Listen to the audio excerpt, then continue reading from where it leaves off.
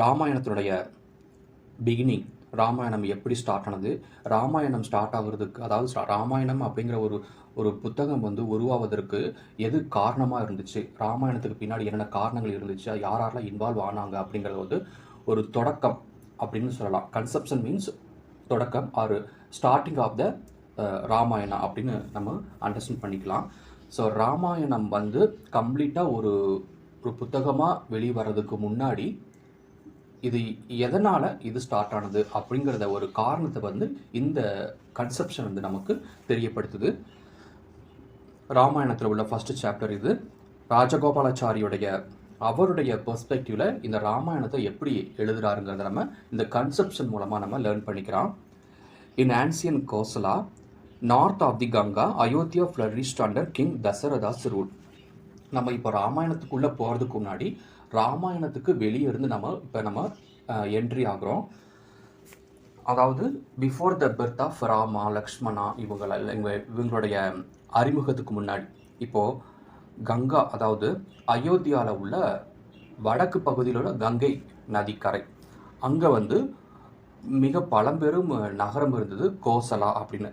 அந்த கோசலாவுடைய அதாவது இது வந்து கோசலா வந்து கேபிட்டல் ஆஃப் அயோத்தியா. இதனுடைய கிங் வந்து தசரதா இருந்திருக்கிறாரு. So in ancient Kosala north of the Ganga Ayodhya flourished under king Dasharatha's rule. தசரதாவுடைய ஆட்சியின் கீழே அயோத்தியா ரொம்ப செல்வம் உள்ள ஒரு நகரமாக காணப்பட்டது. Under the capital city of Kosala. The city boasted of advanced civilisation and strong defences. அந்த நகரம் எப்படி இருக்குதுன்னா ரொம்ப அட்வான்ஸ்டு லெவலில், ரொம்ப நாகரிகம் உள்ள மக்களும் வந்து நாகரிகத்தோடு இருந்திருக்கிறாங்க. ரொம்ப செல்வம் வளம் உள்ள ஒரு நகரமாக இருந்துச்சு. அந்த நகரத்தை வந்து எந்த ஒரு எனிமியாலே அட்டாக் பண்ண முடியாது. ஸ்ட்ராங் டிஃபென்சஸ்லாம் வந்து அந்த நகரத்தை அந்த அளவுக்கு பாதுகாத்து வச்சுக்கிட்டு இருந்தாங்க. எந்த ஒரு எனிமியும் உள்ளே நுழைய முடியாது. அதுக்காக தான் அயோத்தியா அப்படின்னாலே எந்த ஒரு வார் நடந்தாலும் அந்த வார் வந்து அயோத்தியாவை தோற்கடிக்க முடியாதுன்னு அர்த்தம். Ayodhya means despite prosperity. Despite ப்ராஸ்பெரிட்டினா அந்த நகரம் வந்து செல்வம் வளமிக்கது, மக்கள் எல்லாருமே சந்தோஷம் வாழ்ந்துட்டு இருக்கிறாங்க, அந்த நகரத்தில் எந்த ஒரு குறையும் கிடையாது. But Dasharatha longed for a son. ஆனால் அந்த கிங் தசரதாக்கு வந்து ஒரு மகன் இல்லைங்கிறத ஒரு வேதனை. மற்ற எல்லா வசதியும் அந்த நகரத்தில் இருக்குது, அவருடைய வாழ்க்கையிலுமே இருக்குது.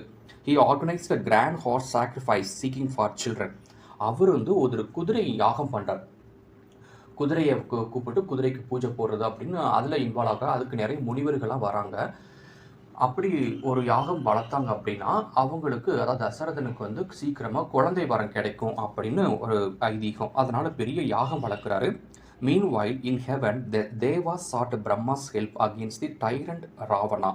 ஸோ இது வந்து பூமியில் நடக்குது, அயோத்தியாவில் நடக்குது. கிங் தசரதா வந்து இப்படி ஒரு யாகம் பண்ணுறாரு because of he wants to have a children.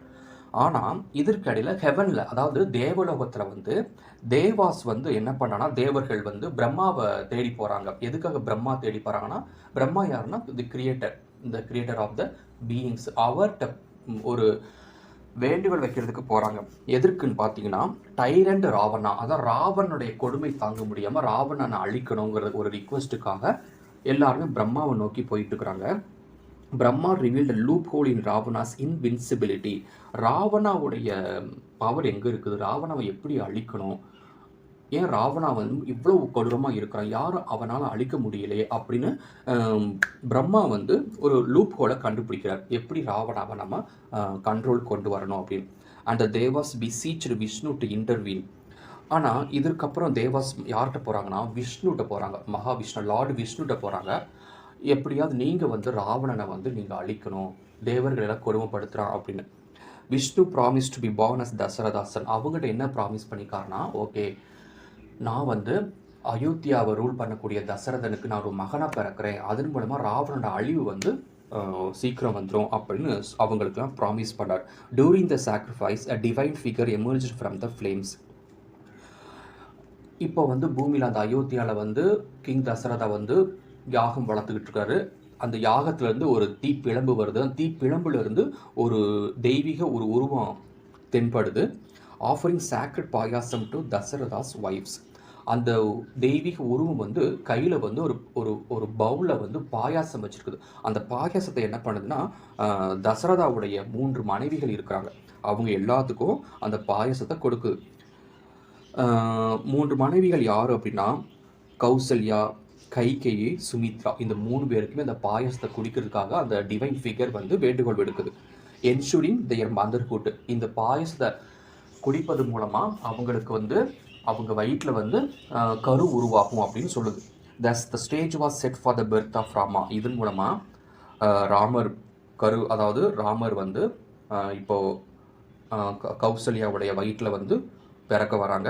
தென் லக்ஷ்மணா வராங்க, பரதா அண்ட் சத்ருக்னா இவங்க எல்லாருமே அந்த ரெஸ்பெக்டிவ் மதருடைய வயிற்றில் கருவாக உண்டாக்குறாங்க. எப்படின்னா தசரதாவுடைய மகன்களாக இப்போ இந்த ரெஸ்பெக்டிவ் ஒய்ஃப்ஸ், தசரதாவுடைய ஒய்ஃப்ஸோடைய வயிற்றில் கருவாக உருவெடுக்கிறாங்க. They were born as Rama of Kausalya. கௌசல்யாவுடைய வயிற்றில் ராமர் வந்து கருவாக உருவாகிறாரு. அண்ட் பரதா ஆஃப் கைகேயி, பரதாவுடைய தாய் வந்து கைகேயி. ஸோ கைகேயி வயிற்றில் பரதா ஒரு கருவாக உருவாக்குறாங்க. Sumitra gave birth to twins. சுமித்ராவுக்கு மட்டும் இரட்டை குழந்தை பிறக்குது. அது எப்படின்னா, பிகாஸ் சுமித்ரா வந்து அந்த பாயசத்தை வந்து 2 times அதை அருந்துனாங்க. அதனால் சுமித்ராவுக்கு வந்து இரட்டை குழந்தை பிறக்குது. அது யாராருன்னா Lakshmana and Shatrughna. So Lakshmana and Shatrughna 2 பேருமே சுமித்ராவுக்கு பிறக்கிறாங்க. ஸோ இப்படி தான் வந்து இந்த ராமாயணா ஸ்டார்ட் ஆகிறதுக்கு முன்னாடி பிகினிங் இப்படி தான் இருந்தது. இதை வந்து வால்மீகி எழுதின ராமாயணத்துலேருந்து சி ராஜகோபாலாச்சாரி தன்னுடைய பெர்ஸ்பெக்டிவில் வந்து அதை எடிட் பண்ணியிருக்கிறாரு. தேங்க்யூ ஃபார் வாட்சிங்.